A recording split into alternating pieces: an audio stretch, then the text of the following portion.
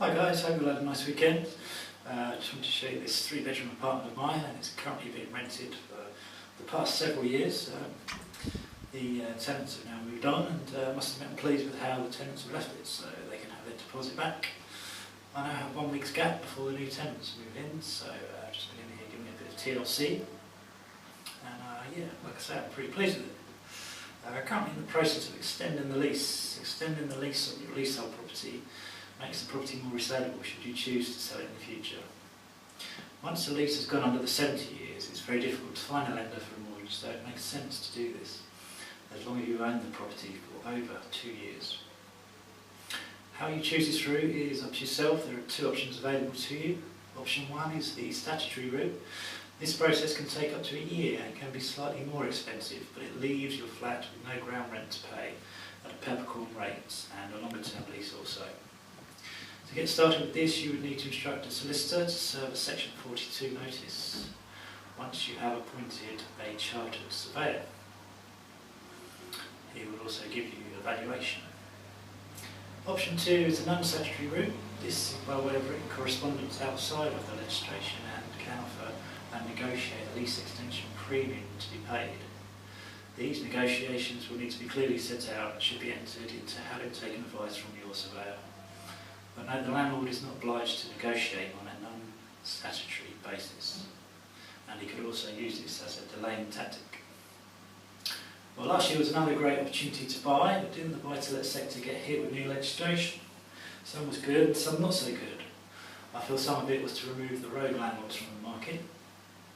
First, we had the new private rented sector energy efficiency regulations, along with the amendments of the TDP, Tenancy Deposit Protection. Then, later in the year, Mark Carney says he's keeping a close eye on the buy-to-let sector, as the Bank of England says buy-to-let sector could pose risk to financial stability.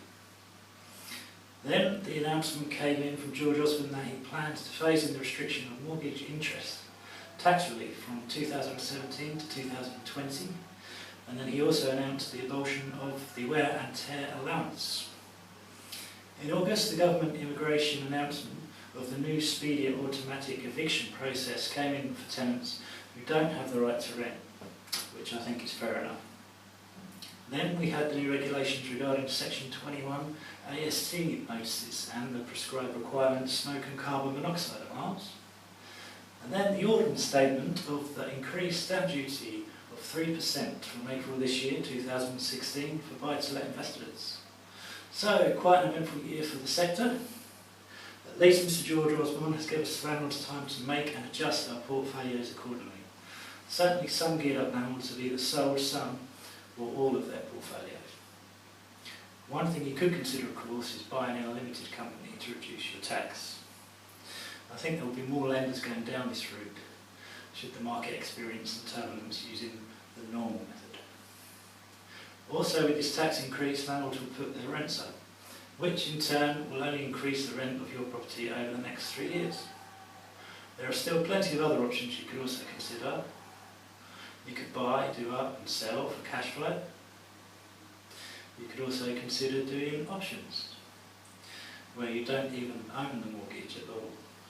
You just control the seller's mortgage.